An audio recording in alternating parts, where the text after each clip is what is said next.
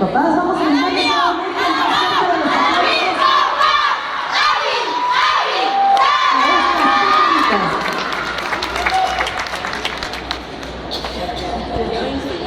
nuevamente el aplauso para despedirlas como es merecido. Ellas fueron con el número 7, Marina González Villarreal, con el número 8, Romina Castañeda Moreno, y con el número 9, Abigail Dolores Martínez. Gracias por hacer de esta competencia todo un éxito.